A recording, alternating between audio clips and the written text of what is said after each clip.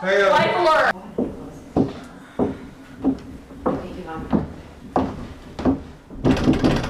Come in.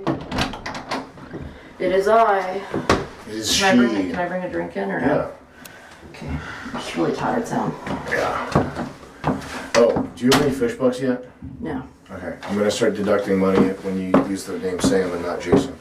Sorry, I didn't know. It's all good. You can do it. I'm just deducting money for it. So that's you're at -1 fish buck right now.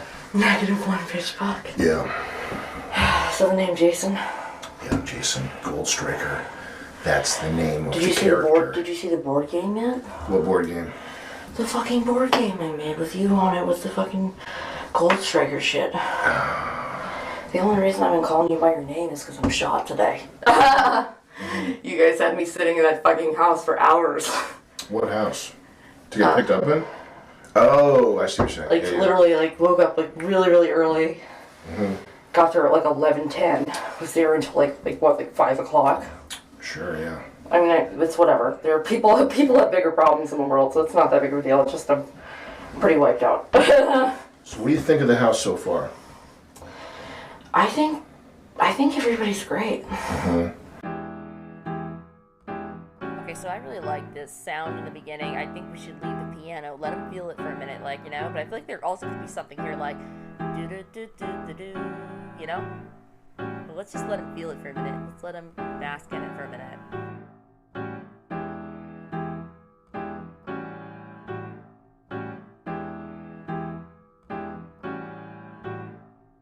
I was walking down the street one day. The stars were out and the moon was at play. I do. I think everybody's really great. Do you see any threats? I don't know. What do you think? Why don't you give me your analysis? Is it, well, I think you're definitely in the sort of early, taking the chart lead out of the gates. So I know that the sure. Stoics is down right now. So that's why I say that, you know, like I fully watched season 3 for the most part. When you guys cut out in Vegas, I kept tuning back in and out because I was just so aggravated with the fact with the connection, which obviously you guys were even more aggravated. But yeah, no, I think season 3 was your best work.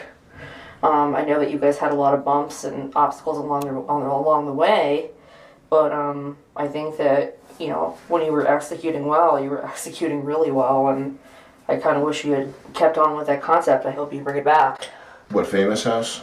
I love it. I think it's fantastic. I think it's great. I think a lot of people loved it.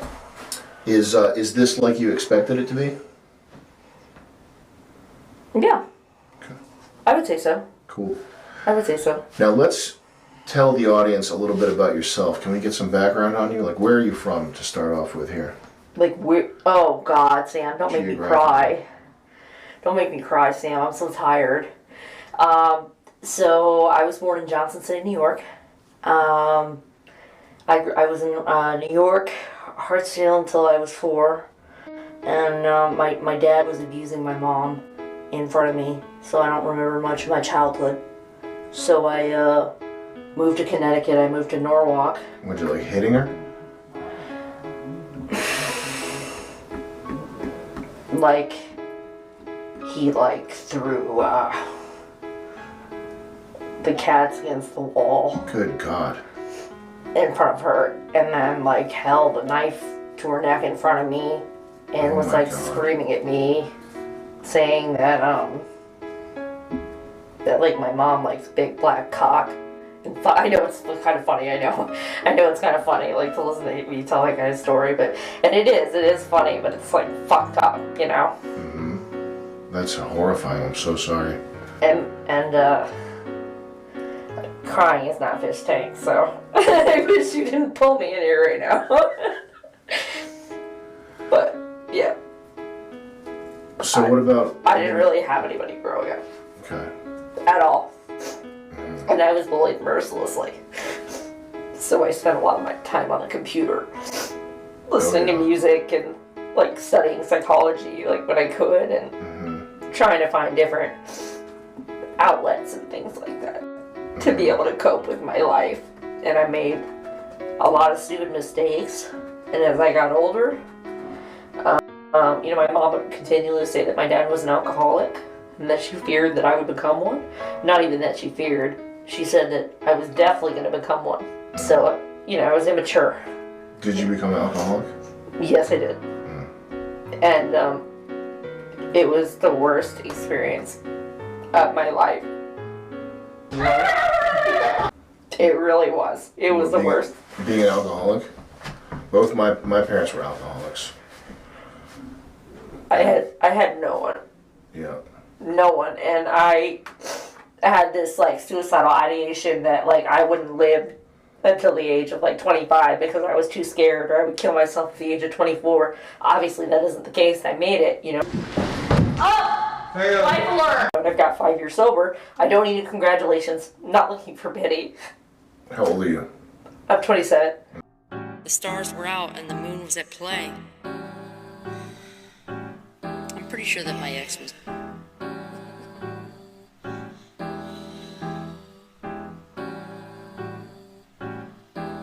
And when I had a conversation with him, it was like we were in outer space, and nothing he said made any sense, and everything I said he couldn't hear, but if it wasn't clear, we obviously weren't made for each other. He couldn't even get along with my fucking brother. I mean, family first. Always family first. And when it came down to paying the bills, it was never his thrill, but he didn't pay. He never paid. He never paid me a fucking cent. And I took off all those rings. I had on all those stupid rings. Are you married? I made it. I'm engaged. You're engaged? To my ex-husband. Mm-hmm. He cheated on me. Mm-hmm. Probably a trauma bond. Probably not the most healthy. But, he stuck by me. You smell good. I know, I use 4 different types of designer perfume. Hell yeah. And then my Vito.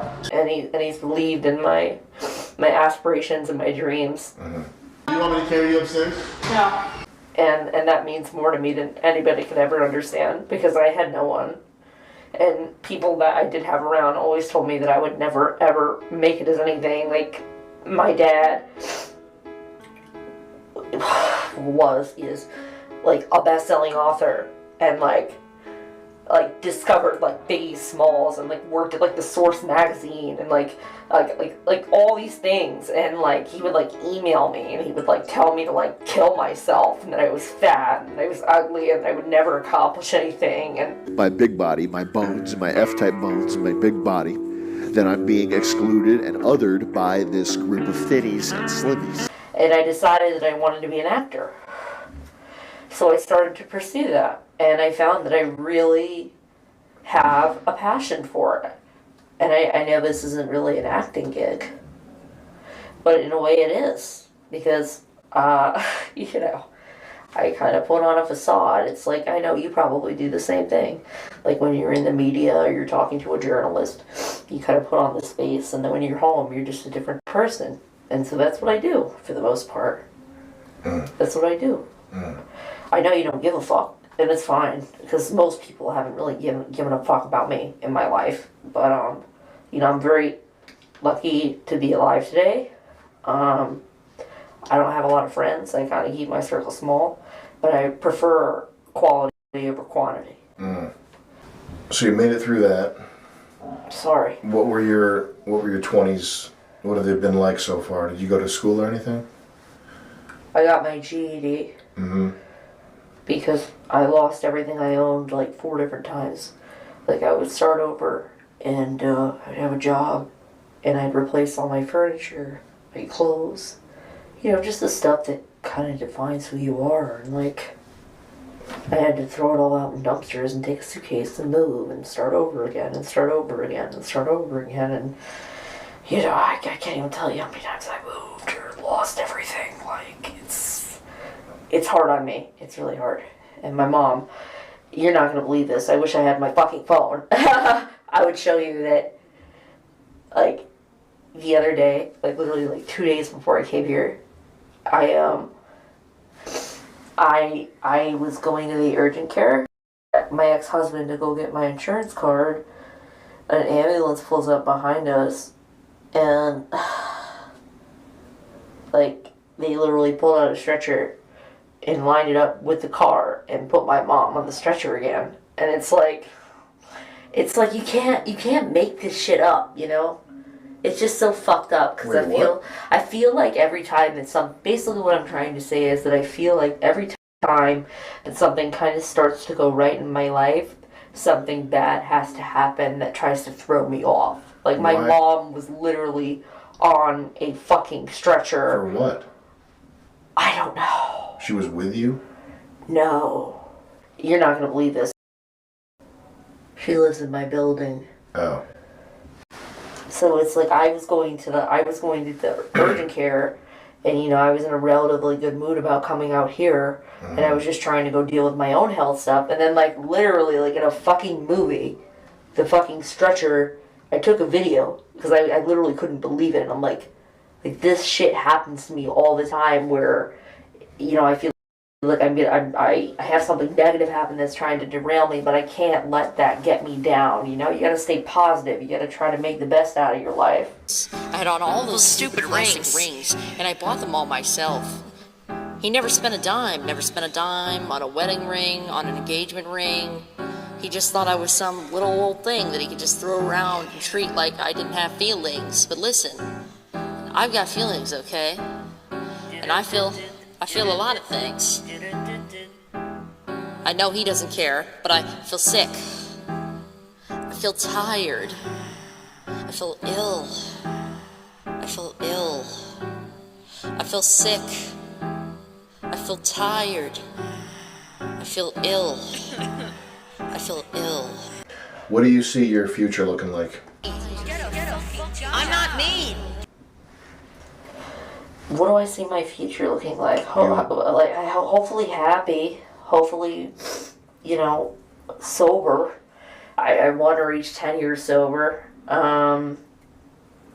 Spending it with people that care about me, you know, like spending out with people that care about me, like hopefully establishing some type of career, whether it be live streaming or you know, acting or, you know, something that brings me joy, you know, because a lot of people don't really get to do that. And, you know, I think, you know, I'm a special type of person. Like, I you know, I'm not going to, like, sit in a bank and work in a bank. Like, I think that I could offer more to the world. And maybe that sounds, like, borderline narcissistic, but I just have so many ideas and things like that. And I dream of even, you know, working behind the scenes, like being in production or, you know, writing episodes or, you know, things like that. Because I'm like, you know, the ideas that I can come up with are like endless.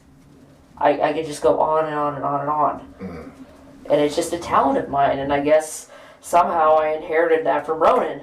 And it's like, it's just my thing. Like, I write poetry. Holy water all over the place. Had this lady come sage my apartment. Because I don't want to fucking deal with his disgrace. I don't need that negative energy. I don't need that shit. He looks fucking hit. He doesn't have looks to kill, that's for sure. He's ugly. If I were Weird Al Yankovic, I'd say fugly, but I'm not mean. I'm not mean. I'm not mean. I'm not mean. I'm not mean. I'm not mean. You know, I just come up with really good ideas, and sometimes I don't always want to be in the spotlight. Sometimes I kind of want to let other people shine and just come up with the ideas for them. Sorry, I'm not looking you in the eyes, because if I look you in the eyes, I'm going to cry, so. Let's talk about the house here. What do you think is going to happen over the next 6 weeks? What do I think is going to happen in the next 6 weeks? What, you think I'm going to drop out? No.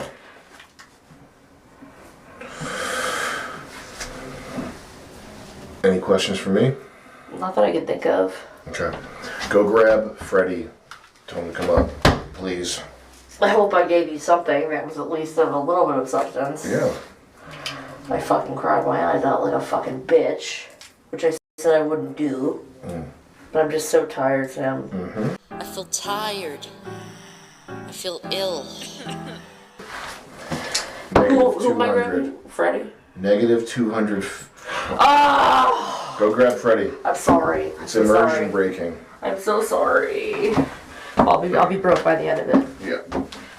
I'll make sure of that. 0 fish books and 0 cents. I'll help with that. Thank you. I'm really sorry I cried in front of you. No, stop it. Go But get seriously, Freddie. it's like it's not your problem. Yeah, Freddie.